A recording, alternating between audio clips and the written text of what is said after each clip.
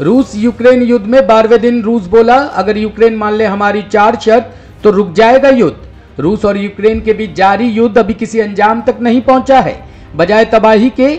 इसी बीच रूस ने यूक्रेन के सामने युद्ध रोकने की पेशकश की है, मगर कुछ शर्तों के साथ। अब यूक्रेन इन शर्तों को मानता है या फिर नहीं। यूक्रेन की मीडिया ने दावा किया है कि रूस ने यूक्रेन के सामने 4 शर्तें रखी है और कहा है कि अगर वो सारी शर्तें मानने को तैयार है तो युद्ध तुरंत रोक दिया जाएगा। 24 फरवरी को जब रूसी राष्ट्रपति व्लादिमीर पुतिन ने यूक्रेन पर हमले का ऐलान किया था तो उन्होंने कहा था कि उनका मकसद यूक्रेन पर कब्जा करना नहीं बल्कि डीमिलिटराइज करना है। रूस ने यूक्रेन के सामने ये सैन्य कार्रवाई बंद करने की शर्त रखी है। रूस चाहता है कि यूक्रेन तटस्थ बने रहने के लिए अपने संविधान में बदलाव करे। संवैधानिक बदलाव से यूक्रेन का नाटो और ईयू जैसे संगठन में शामिल होना नामुमकिन हो जाएगा। मार्च 2014 में रूस ने हमला कर क्रीमिया को रूस में मिला लिया था। यूक्रेन इसे मान्यता नहीं देता। रूस ने कहा है कि अगर वो क्रीमिया को रूसी हिस्से के तौर पर मानेगा तो युद्ध बंद हो जाएगा।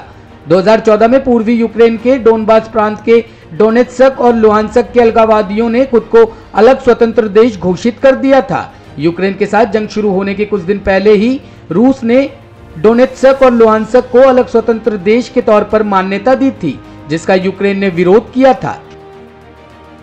माता वैष्णो देवी के नाम पर हुआ chopper booking scam, shrine board ने दर्ज कराया केस। माता वैष्णो देवी श्राइन बोर्ड ने एक फर्जी चॉपर बुकिंग वेबसाइट को लेकर एफआईआर दर्ज करवाई है। जम्मू कश्मीर पुलिस के साइबर डिपार्टमेंट में एक केस दर्ज करवाया गया है। आरोप है कि फर्जी वेबसाइट के जरिए चॉपर बुकिंग का झांसा देकर श्रद्धालुओं को लूटा जा रहा था। श्री माता वैष्णो देवी श्राइन बोर्ड के सीईओ रमेश कुमार ने कहा कि बहुत सारे यात्रियों ने शिरकत की थी। उन्होंने कहा कि श्रद्धालु बता रहे थे कि फर्जी वेबसाइट के जरिए टिकट बुक करके लोगों से पैसे ऐंठे जा रहे थे। कुमार ने कहा कि लोगों ने फर्जी वेबसाइट को लेकर शिकायत की। यह बुकिंग केवल हमारी आधिकारिक वेबसाइट या फोन एप्लीकेशन के जरिए ही की जा सकती है।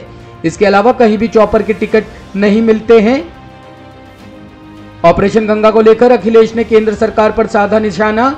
उत्तर प्रदेश में चुनाव खत्म होने के बाद समाजवादी पार्टी के अध्यक्ष अखिलेश यादव ने बीजेपी की केंद्र सरकार पर बड़ा हमला किया है।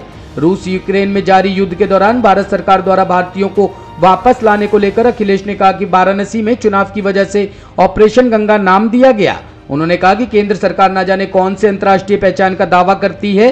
केंद्र सरकार यूक्रेन से भारतीयों का रेस्क्यू करने में असफल रही है। अगर उन्होंने भारतीयों को सीधे यूक्रेन से रेस्क्यू किया होता तो मैं इसकी तारीफ करता। सर, इस चुनाव में एक जो देखा गया है कि जो भाषा का स्तर है वो काफी गिरा, जो इससे पहले के चुनाव में नहीं रहा। आपने भी अपनी जितनी स्पीचेस कहीं आपने इस बात को एक इशू बनाया कि जो भाषा का स्तर है वो लगातार गिरता जा रहा है। इस पूरे चुनाव में गिरा हुआ देखा गया। बीजेपी ने अपनी नाकामी छिपाने के लिए इस तरह की भाषा का इस्तेमाल किया। उदाहरण के लिए है, यूक्रेन में जो बच्चे फंसे रहे, बच्चों की जो मदद होनी चाहिए थी, भारतीय जितने परिवार थे उनकी जो मदद होनी चाहिए वो नाकाम रही। और जो सरकार का फैसला भी था कि हमें हमेशा जिसके साथ अन्याय हो उसके साथ खड़ा होना चाहिए। आज जो भारत सरकार है न जाने कौन सी ताकत की बात करती थी। ये लोग वो कहते थे कि हमारा दुनिया में डंका बज रहा है, लेकिन डंका बजाने वालों ने कितना बड़ा धोखा दिया कि उनके जो भारतीय फंसे थे उन्हें नहीं निकाल पाए और अपनी नाकामी छिपाने के लिए गंगा मिशन नाम दिया। वो इसलिए दिया क्योंकि बनारस में चुनाव है, गंगा मिर्ज़ापुर में है और बनारस से लेकर के जिस इलाके से गंगा जा रही है माँ, इसलिए उन्होंने गंगा मिशन रखा। गंगा मिशन अगर यूक्रेन से लोगों को वापस लाती तो मैं मानता ना कि ये डंके वाले लोग हैं, लेकिन इन्होंने बताओ दुनिया में देशों ने अपने लोगों को बचा लिया। कितनी नाकामी दुनिया ने देखी कि हम अपने परिवार के लोगों को बचा नहीं पाए, या वो अभी भी फंसे बैठे वहाँ पर। जो समाजवादी सरकार में जगह जगह मेडिकल कॉलेजेस बन रहे थे, एम्बुलेंस की जो सर्विसेज थी, डायल 100 में जो खामियां नज़र आईं, शिक्षा 3 साल की चौपट हो गई, फौज में भर्ती नहीं हुई और जिस तरीके से नौकरियों को जो परीक्षाएं हुई, एक परीक्षा के बाद दूसरी परीक्षा रद्द होती गई, पेपर आउट हुए। सरकार जानबूझ करके रोज़गार नौकरी नहीं देना चाहती थी और नौजवान जिस तरीके से अपमानित हुआ, समय समय पर यहाँ मांग लेकर के लखनऊ आए, वो अपमानित होकर के गया, उसके साथ व्यवहार खराब हो। ये तमाम सवाल हैं जिनका जवाब भारतीय जनता पार्टी की सरकार के पास नहीं है। उन्होंने जो जनता की मदद करनी चाहिए थी कोरोना में और लॉकडाउन में, वो भी जनता ने देखा कि किस तरह मजदूर भाई पैदल पैदल चले गए और उनकी कोई मदद नहीं हुई। कोरोना में जिस बड़े पैमाने पे लोगों की जान गई, दवाई के लिए भागते रहे, ऑक्सीजन के लिए इधर उधर भागे, लेकिन सरकार ने ऑक्सीजन भी नहीं दे पाए। इसलिए ये तमाम मुद्दे हैं जो सरकार की नाकामी दिखाते हैं। और फिर डबल इंजन की सरकार जिन्होंने बोला हो, तो इसलिए जनता इस बार डबल इंजन की सरकार की झूठ की पटरियों को उखाड़ने के लिए तैयार है। हरियाणा के लिए 1.77 लाख करोड़ का बजट किया पेश, सुषमा स्वराज पुरस्कार की हुई घोषणा। हरियाणा के मुख्यमंत्री मनोहर लाल खट्टर ने आज राज्य विधानसभा में वित्त वर्ष 2022-23 का बजट पेश किया है। इस दौरान उन्होंने महिलाओं के लिए सुषमा स्वराज पुरस्कार की घोषणा की है। यह पुरस्कार विभिन्न क्षेत्रों में राष्ट्रीय और अंतर्राष्ट्रीय स्तर पर महिलाओं को उनके महत्वपूर्ण योगदान या उपलब्धियों के लिए दिया जाएगा। उन्होंने महिलाओं को उद्यमी बनने में सहायता देने के लिए हरियाणा मातृशक्ति उद्यमिता योजना शुरू करने की घोषणा भी की है। खट्टर के पास वित्त विभाग भी है और उन्होंने राज्य विधानसभा में अपना तीसरा बजट पेश किया है।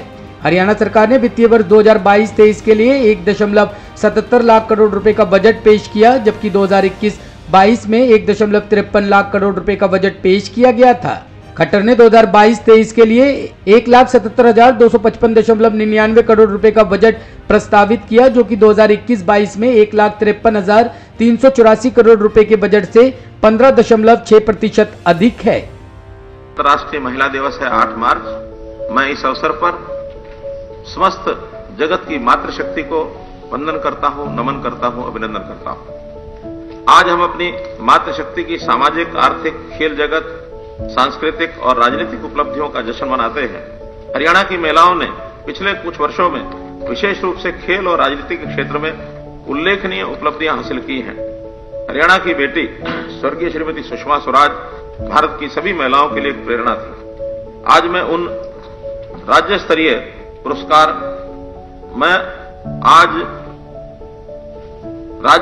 पुरस्कार सुषमा स्वराज पुरस्कार की घोषणा करता हूं। यह पुरस्कार हरियाणा की उन महिलाओं को प्रदान किया जाएगा जिन्होंने राष्ट्रीय और अंतर्राष्ट्रीय क्षेत्र में जीवन के विभिन्न क्षेत्रों में महत्वपूर्ण योगदान दिया। Bureau report, team news talk.